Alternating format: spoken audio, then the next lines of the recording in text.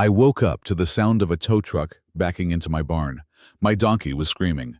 My animals were being taken. And standing at the center of it all was the HOA president, clipboard in hand. Smile sharp as a knife. They thought they could erase my farm with fines and fake maps. They were wrong. At exactly 700 barrels of... I heard the rumble of a diesel engine outside my barn. By the time I made it to the door, a tow truck marked County Enforcement was backing into my pasture like it owned the place. Peaches, my 17-year-old miniature donkey, let out a high-pitched bray that made my heart drop. 3 people stood in a tight cluster, matching polos, clipboards, plastic smiles. At the center, Deborah Langston, president of the Clearview Bluffs HOA. "We've warned you," she said coldly. "Your animals are classified as non-compliant livestock. We're seizing them until further notice." I blinked, confused. "I'm not part of your HOA. I've owned this land since before your subdivision existed." She didn't flinch. Instead, she handed me a thick packet of papers, rezoning maps, fine assessments, and a bill for $4. $200 in unpaid HOA dues. Standing just behind her was Derek Langston, her brother-in-law and CEO of the development company that built Clearview Bluffs, the man responsible for dropping a gated community around my ranch like a noose. I called Sheriff Paul Ramsey, desperate for a lifeline. He pulled up 20 minutes later, his eyes tired, shoulders heavy. "I hate this. Rach," he said. "But on paper, they've got the jurisdiction. County zoning maps list this area under new HOA authority." And just like that, they took everything: my chickens, my goats, my rabbits, and even sweet Peaches. They left me standing in dust and silence. With a final warning: comply, or we'll place a lien on your property.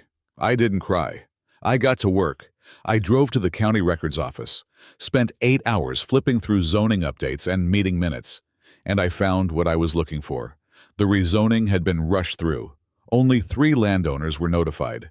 Hearings were unpublicized.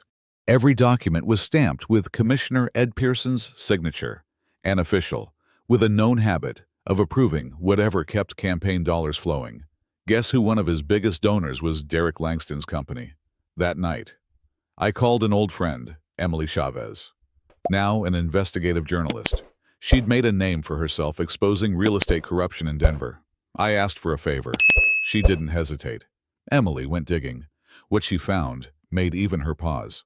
Dozens of community votes had been falsified, HOA board minutes forged. A pattern emerged: elderly homeowners fined repeatedly until they moved out. Their homes, predictably, were snapped up by Langston's real estate trust. Then came Eleanor Foster, a retired librarian who lived in Clearview Bluffs. "They used photos of your barn in the brochure," she told me. "Told us we'd be living next to pastoral charm. Now they're calling it blight." Eleanor wasn't alone. Others came forward.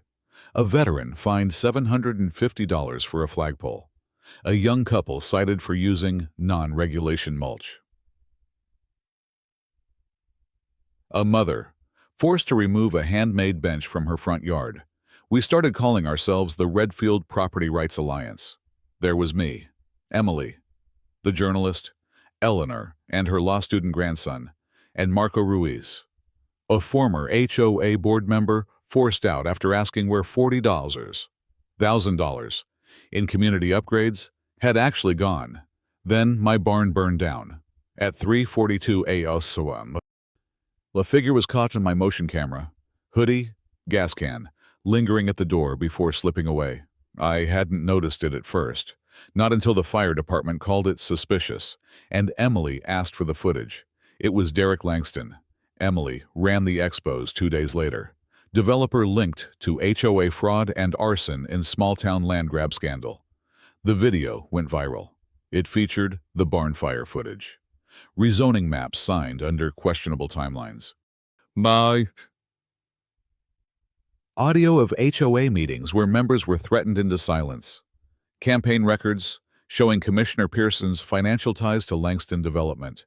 The story broke on state media, then national. The county reacted fast. A judge issued an emergency injunction, freezing all HOA activities. Commissioner Pearson resigned for health reasons, and both Deborah and Derek Langston were arrested on charges of fraud, conspiracy, and arson. The animals were found in a county shelter underfed, scared, but alive. Peaches let out a raspy bray the moment she saw me. She pushed her forehead into my chest and refused to move. I promised her she'd never be taken again. Then came the vote. Clearview Bluffs, once tightly controlled, held a community referendum. 87% voted to dissolve the HOA entirely. No more mandatory beige mailboxes. No more fines for sunflowers. No more predators hiding behind bylaws. 1 year later, Freedom Pastures was born. With help from the county and land seized from the Langstons, we built an animal therapy center and community garden. Kids visit on weekends. Veterans help with repairs. Eleanor leads story hour in a gazebo built from reclaimed barnwood. Even the mayor came to plant the first tree.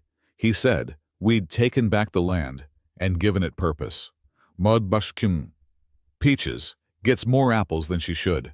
Sometimes she lets kids braid her mane with daisies. Other times she just stands under the oak tree, looking like the queen she is. Eleanor once told me, "They tried to make your home a brochure backdrop, but you made it a beacon." I looked around at the barn, the families, the laughter, and I believed her. They came with money, lawyers, and a clipboard army. They thought I was just a rancher. But the thing about roots, once they take hold, they don't let go. Not for anyone.